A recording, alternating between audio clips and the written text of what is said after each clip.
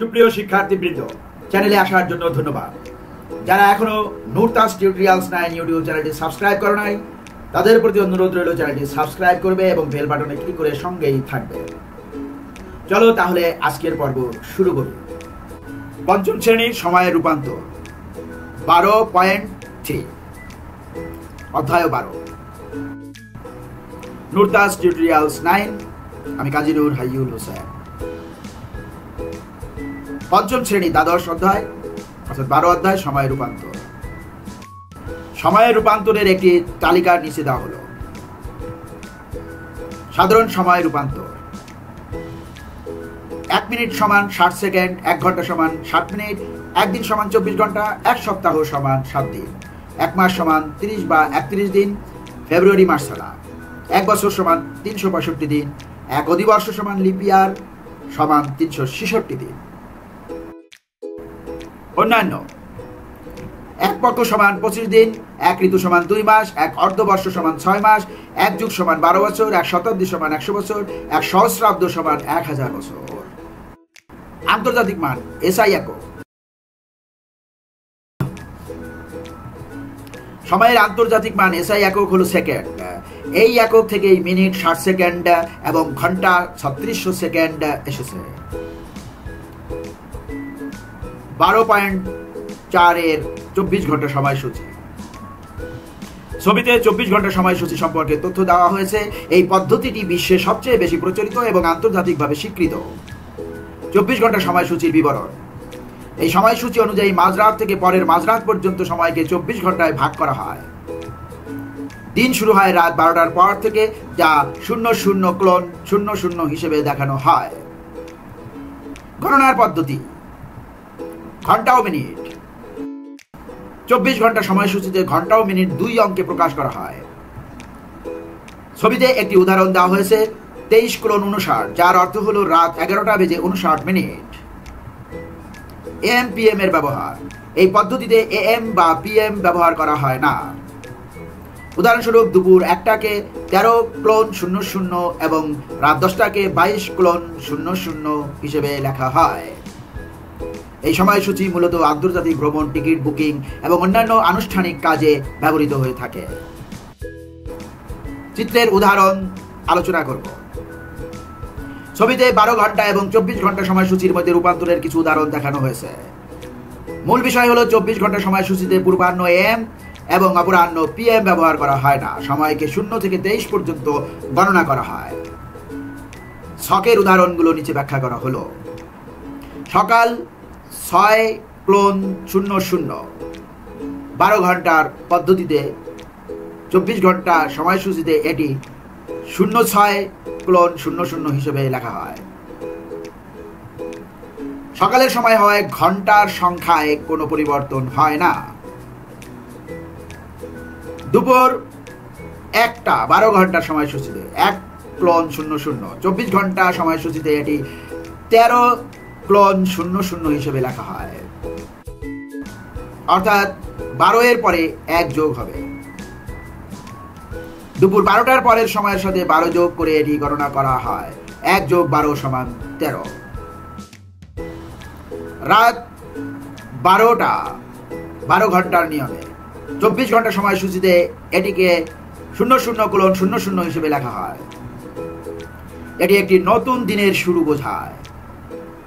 অর্থাৎ রাত 12টায় নতুন দিন শুরু হয়। নিচে ট্রেনের সময়সূচি দেখে প্রশ্নগুলোর উত্তর দিব।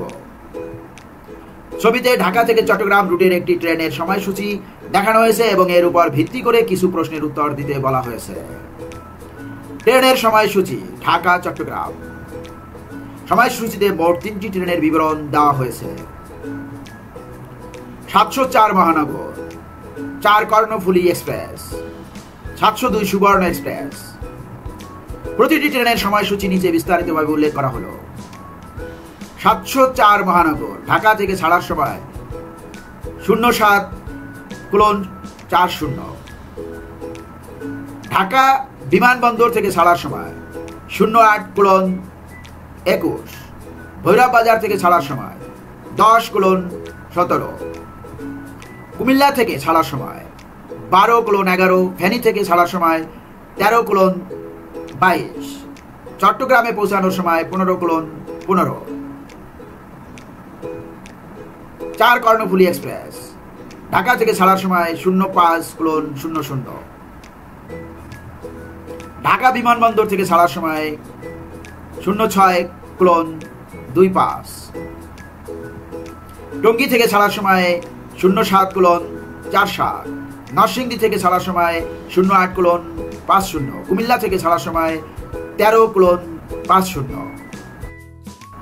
ফেনী থেকে ছাড়ার সময় 16:06। চট্টগ্রামে পৌঁছানোর সময় 18:40।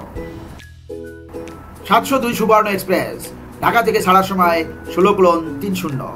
ঢাকা বিমানবন্দর থেকে ছাড়ার সময় 17:05। চট্টগ্রামে পৌঁছানোর সময় 22:05। এই ট্রেনটি মাঝের কোনো স্টেশনে থামে না, যা তীর চিহ্ন দ্বারা বোঝানো হয়েছে। তীর চিহ্নটি নিচের দিকে।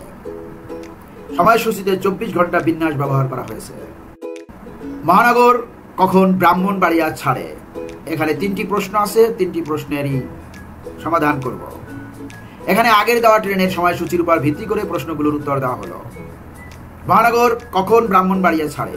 ট্রেনের সময়সূচি অনুযায়ী 704 মহানগর ট্রেনটি ব্রাহ্মণবাড়িয়া থেকে সকাল 10:50 ছেড়ে যায়। কর্ণফুলী এক্সপ্রেস কখন চট্টগ্রামে পৌঁছায়?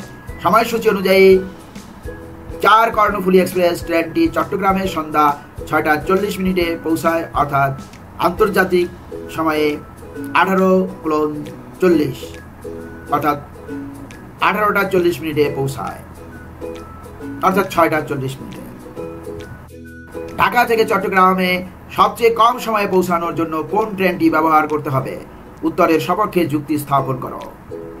ঢাকা থেকে চট্টগ্রামে সবচেয়ে কম সময়ে পৌঁছানোর জন্য 702 সুবর্ণ এক্সপ্রেস ট্রেনটি ব্যবহার করতে হবে। যুক্তি: প্রতিটি ট্রেনের মোট সময় গণনা করলে দেখা যায় মহানগর এক্সপ্রেস ঢাকা থেকে 7:40 এবং চট্টগ্রামে পৌঁছায় 15:15। মোট সময় লাগে 7 ঘন্টা 35 মিনিট। কর্ণফুলী এক্সপ্রেস ঢাকা থেকে 5:00 এবং চট্টগ্রামে পৌঁছায় 18:40। মোট সময় লাগে 13 ঘন্টা 40 মিনিট। সুবর্ণ এক্সপ্রেস ঢাকা থেকে 16:30 এবং চট্টগ্রামে পৌঁছায় 22:05। মোট সময় লাগে 5 ঘন্টা 35 মিনিট। গণনা থেকে স্পষ্ট যে সুবর্ণ এক্সপ্রেসের সময় সবচেয়ে কম। এর কারণ হলো সময়সূচি অনুযায়ী এটি একটি বিরতিহীন ট্রেন, যা ঢাকা বিমানবন্দর ছাড়া অন্য কোনো স্টেশনে থামে না, ফলে এটি দ্রুততম সময়ে গন্তব্যে পৌঁছায়। যারা ভিডিওটি সম্পূর্ণ দেখলে তাদের প্রতি রইল অনেক অনেক শুভেচ্ছা। আর যারা নুরতাজ টিউটোরিয়ালস 9 ইউটিউব চ্যানেলটি সাবস্ক্রাইব করেছো তাদের প্রতিও শুভেচ্ছা রইল। তোমাদের যে কোনো ধরনের মতামতের আমি জবাব দিব, তাই কমেন্টস করো, বেশি বেশি কমেন্টস করবে, লাইক করবে, তোমার বন্ধুদেরকে জানাবে।